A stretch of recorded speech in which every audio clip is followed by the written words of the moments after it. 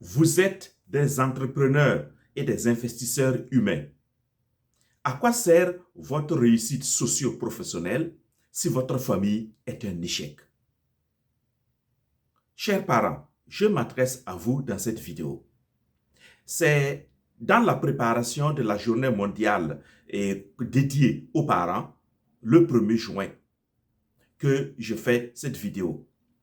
Et vous savez que le mois de mai, le mois de juin et de juillet sont des mois réservés à la fête des mères, la fête des pères, la fête des parents, le Parents' Day aux États-Unis, etc. C'est un mois dédié à toi et à moi. C'est notre moment.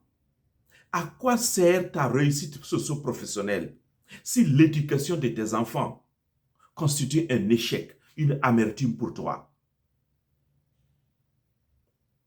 C'est l'occasion pour moi de célébrer les parents en même temps que ces institutions internationales, dont l'ONU, qui a déclaré cette journée internationale des parents le 1er juin.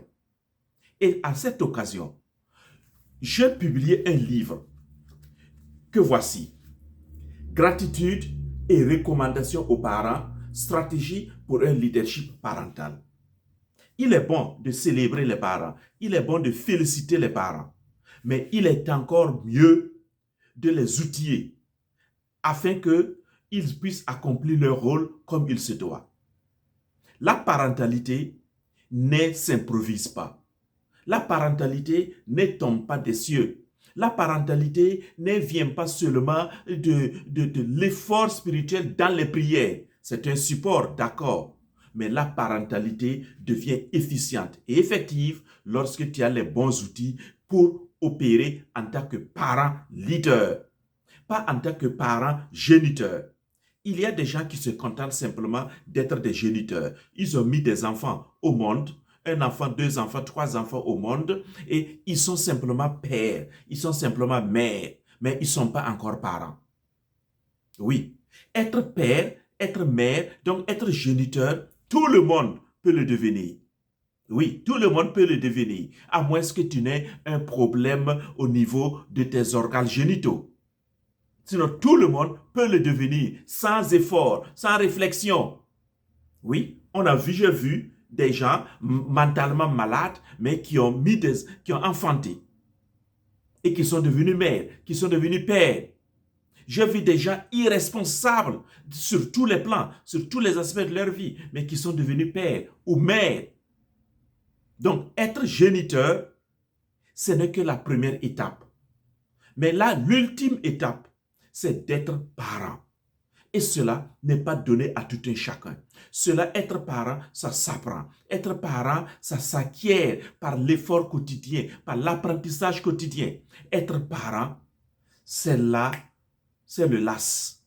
Lorsque tu le deviens, tu vis un certain épanouissement. Et les enfants aussi sont fiers d'avoir ce type de parent leader, pas un simple parent géniteur. Je vous ai dit dans une autre vidéo précédente que lorsque j'ai vu un enfant qui disait ceci, et mon père n'est qu'un simple pourvoyeur. Parce qu'il voit son papa comme celui-là qui apporte seulement à manger, qui apporte seulement la maison, là où il peut dormir, qui lui achète simplement les habits, qui lui paye ses frais de scolarité. That's it. C'est pas seulement cela, être parent. Ça, c'est être géniteur. Tu es en train de, ou même être pourvoyeur. Et n'importe quelle autre personne peut le faire. La preuve est qu'il y a des bienfaiteurs qui paient les frais de scolarité.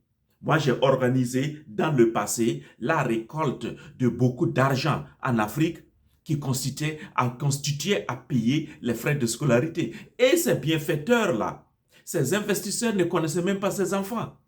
Mais ils l'ont fait simplement par amour de l'humanité. Des bienfaiteurs qui venaient de l'Europe, des États-Unis, du Canada, des pays africains, etc. Mais qui ont investi, qui ont payé les frais de scolarité de beaucoup d'enfants. Et même la cantine. Oui, ils ont été des bienfaiteurs. Ils ont été des fournisseurs, des pourvoyeurs. Comme beaucoup d'autres parents pensent que s'ils arrivent à faire cela, ils sont au top, ils sont OK.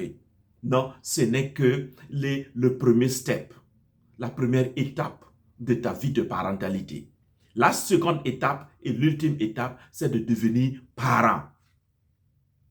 Tu éduques un humain. Tu apportes de la vie à la vie. Tu apportes une direction, une vision. Tu nourris l'âme d'une personne humaine.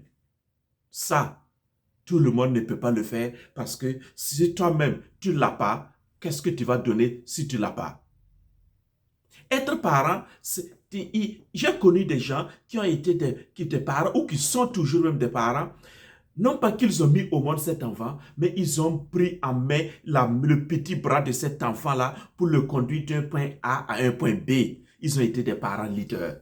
Cela peut être un oncle. Souviens-toi, peut-être toi-même qui m'écoutes, tu as vécu avec un oncle qui a été tout pour toi. Tu as vécu avec une grand-mère ou une tante qui a été tout pour toi. C'est lui ou elle qui t'a amené à l'école, qui t'a montré les premiers pas, qui t'a aidé à faire les premiers pas dans la vie réelle.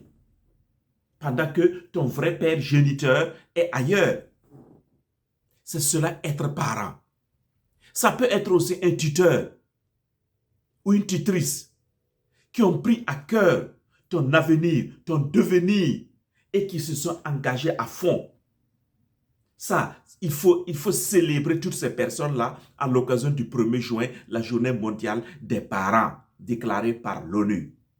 Ce sont également des enseignants, des éducateurs chevronnés ou des acteurs de l'action sociale qui ont pris à cœur ton devenir et qui se sont investis. C'est pourquoi je dis, vous êtes des entrepreneurs et des investisseurs humains.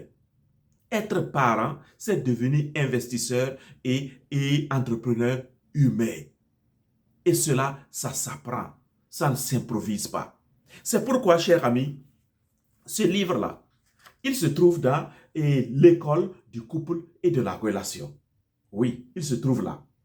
Il y a également aussi une formation que j'ai mise en place. Une formation éduquée sans s'épuiser. Le titre de la formation vidéo, c'est éduquer sans s'épuiser. Il y a des parents qui connaissent des nuits blanches. Oui, ils connaissent des nuits blanches.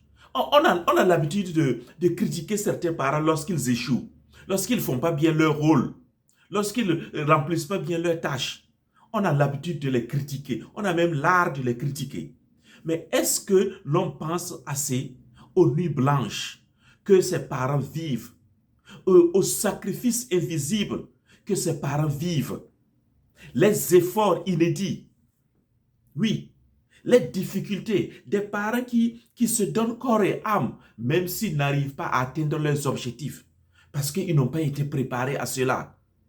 Oui, donc n'oubliez pas toutes ces nuits blanches que vivent certains parents. C'est épuisant. Et tous ces parents qui passent leur temps à crier matin, midi, soir, parce qu'ils ne savent pas comment faire avec ces enfants qui pleurent, qui réclament, qui revendiquent dans la maison, qui courent partout, qui cassent ici, qui renversent là. Et tu fais ça à longueur de journée, notamment nos mamans, nos épouses qui font ça à longueur de journée. Le soir, tu arrives, tu es complètement à plat. Et tous ces parents qui ne sont plus écoutés par leurs enfants, et ils ont parlé, ils veulent donner un enseignement, une instruction, mais l'enfant est motivé et influencé par quelqu'un d'autre en dehors de la famille.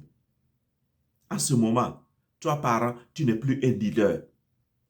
L'enfant a ses leaders, l'enfant a ses référents au dehors, à la télé, ou dans les médias, les réseaux sociaux, etc., ou à l'école. Quelqu'un d'autre qu'il écoute plus que toi, ou qu'il écoute mieux que toi. Ah là, ça devient risqué pour toi, parent. Tu es en train de perdre le contrôle de ton bateau familial. C'est pourquoi je propose ici quelques stratégies de leadership parental afin que les parents, qui qu'ils soient, se ressaisissent et cultivent ce leadership parental. Être un parent que les enfants écoutent, et affectueusement, être ce parent qui traite avec les enfants sans cri. Tu n'as pas besoin de crier. On a dit, ben, il ne faut plus frapper les enfants. Le châtiment physique est interdit. Mais que vas-tu faire pour que ta voix porte dans la vie de l'enfant? Comment vas-tu faire? Stratégie de leadership parental. Cela est développé dans ce livre et dans la formation Éduquer sans s'épuiser. Alors, cher ami, et tu n'as pas besoin de rester seul. Tu n'as pas besoin de te débrouiller seul. Les gens se disent que, oh, j'ai vu mes parents vivre et donc ils essaient de reproduire cela. Mais est-ce que tes parents ont bien fait? Oui, ils ont peut-être fait ce qu'ils pouvaient faire. Mais toi, aujourd'hui, dans ce siècle, tu as l'occasion d'apprendre davantage. Être parent, c'est tout un métier et cela n'a pas de fin. Depuis la naissance de l'enfant jusqu'à ce que toi-même tu quittes ce monde ou ce que l'enfant même quitte ce monde, tu demeures parent. On ne prend pas de retraite quand on est parent. N'est-ce pas? Est-ce que vous vous rendez compte? Tu peux prendre la retraite quand tu es fonctionnaire ici ou bien même tu as créé ta propre entreprise, ton propre business, mais être parent, ça c'est un titre qui te suit. C'est une appellation qui te colle la peau jusqu'à ce que tu quittes cette terre-là. Tu vois? Et jusqu'où va le poids d'être parent et aussi la joie, l'épanouissement d'être parent. Oui. Et à cette occasion-là, mais on célèbre les parents, mais on oublie aussi, il ne faut pas oublier de penser à tous ces hommes, à toutes ces femmes qui rêvent matin, midi, soir de devenir un jour parents. Oui, je porte toutes ces personnes-là, hommes et femmes, dans ma prière quotidienne pour qu'un jour, ils connaissent la joie d'enfanter, la joie de porter ce petit être-là sur leur sein et de dire, oh, je suis père, je suis mère. Ouh, quelle joie! Quelle joie! Que Dieu bénisse abondamment toutes ces personnes-là qui sont en recherche d'enfants. Que Dieu les bénisse matin, midi, soir. Que Dieu récupère leurs enfants qui n'ont pas encore eu depuis des années là, qui leur donne même plusieurs enfants en même temps, des jumeaux et des jumelles à gogo. Oui, ça crée de la joie. Ça pimente davantage l'existence. Parce que nous avons été créés pour le devenir. Nous avons été créés pour être des co-créateurs. Dieu qui nous a créés, hommes et femmes, il a déposé en nous, ou il nous a disposé à être aussi des co-créateurs et en apportant la vie à des enfants, mais aussi co-créateurs en éduquant. Et l'éducation, c'est pas simplement donner à manger, c'est plus que cela, c'est faire grandir une personne humaine. Une personne humaine, et c'est pas comme une graine que l'on va semer simplement et on attend que la pluie vienne arroser. Non, c'est plus que cela. C'est plus que cela. C'est pourquoi j'emprunte ces mots de Maria Montessori. Oui, beaucoup de gens connaissent les écoles Montessori. Elle dit ceci: n'élevons pas nos enfants pour le monde d'aujourd'hui. Ce monde n'existera plus quand ils seront grands. Apprenons-leur à s'adapter. Oui, et Khalil Gibran dit ceci. Oui, il dit ceci: vos enfants ne sont pas vos enfants. Ils viennent par vous, mais ne sont pas de vous. Ils sont avec vous, mais n'appartiennent qu'à eux-mêmes. Ah, ils n'appartiennent qu'à eux-mêmes. Ils n'appartiennent pas à vous. Comme certains parents qui pensent que ce qu'ils ont échoué dans leur passé là, leur enfant doit reproduire ça, réussir ça aujourd'hui dans sa vie. Ce qu'eux, ils n'ont pas pu faire, ils veulent inculquer ça à l'enfant. Non, non, non, non, non, non. Les enfants n'appartiennent qu'à eux-mêmes, dit Khalil Gibran. Donnez-leur votre amour, mais pas votre pensée, car ils ont leur propre pensée. Quand vous demandez aux parents, aux enfants, que veux-tu devenir? Les enfants ont toujours leur petite pensée. Même à l'âge de raison, il sait dire ce que moi je veux devenir. Sans oublier lorsqu'il grandit à l'adolescence et à l'âge de jeune adulte. Il sait, il a ses rêves, il a ses ambitions. Offrez un logis à leur corps, mais pas à leur âme, car leur âme loge dans la maison de demain que vous ne pouvez pas visiter, pas même à rêve. Vous pouvez vous efforcer de leur ressembler, mais ne cherchez pas à ce qu'ils vous ressemblent, car la vie ne va pas à reculons ni ne s'attarde sur hier. Ça, c'est important. La vie ne va pas à reculons, ni ne s'attarde à hier sur hier. Oui, vouloir que nos enfants nous ressemblent coûte que coûte, qu'ils deviennent comme nous, qu'ils réalisent nos propres rêves. Ah non, non, c'est vouloir que la vie marche à reculons. La vie ne marche pas à reculons. La vie avance, avance, un pas en avant, deux pas en avant, trois pas en avant, et etc., etc. Et on dit 1 an, 2 ans, 3 ans, 10 ans, 50 ans, 100 ans. C'est comme ça. On ne fait pas moins 1 an, moins 2 ans, moins 5 ans. Donc, pourquoi vouloir aller à reculons? Non. Non, non, non. Donc, vous voyez, ça, c'est juste pour camper le décor ici et montrer que être parent, père, mère, c'est beau. C'est beau, mais c'est tout un travail gigantesque qui est demandé là. Et c'est là que beaucoup de gens échouent. Et c'est là que beaucoup de gens pleurent. Parce qu'après, ils voient leurs enfants dérailler complètement dans la vie et ça fait des cauchemars. Et ce livre-là, Gratitude et recommandations aux parents, stratégie pour un leadership parental et la formation, éduquer sans s'épuiser, vous donne des outils pour que vous et moi, nous puissions être ces parents heureux, ces parents joyeux, ces parents compétents, performants. Car les enfants ont besoin de ces types de parents. Les enfants ont besoin de nous voir dans la joie, de nous voir capables. Pas capables seulement financièrement, mais capables aussi éducationnellement. Oui, capables de répondre à toutes ces questions d'adolescence et des questions même épineuses, des questions vitales, capables de lui donner une orientation, capables de lui faire naître, une autre vision en lui, capables de le faire grandir spirituellement, physiquement et mentalement et sur tous les plans professionnellement plus tard. Voici ce que vous allez recevoir dans ces formations en préparation à la journée mondiale dédiée aux parents et proclamée par l'ONU depuis belle lurette. Alors vous allez trouver ce livre-là et cette formation Éduquer sans s'épuiser dans ma plateforme L'école du couple et de la relation. Oui, il s'agit de la relation parent-enfant, enfant-parent. Alors, je vous y attends. Allez-y, faites un tour. Je mettrai le lien dans la barre de description et je vais épingler encore le lien de l'école du couple et de la relation en premier commentaire et vous pourrez visiter cette école. Je vous garantis à 100%, j'ai mis tout mon cœur dedans. L'expérience de plus d'une vingtaine d'années ou du moins de plus d'une trentaine d'années.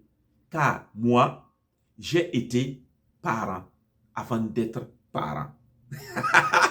J'ai été parent avant d'être géniteur. C'est ça. Voilà. J'ai été parent avant d'être géniteur. Donc, c'est l'expérience de plus d'une trentaine d'années que j'ai mise dans ces formations-là, éduquer sans s'épuiser. Voilà.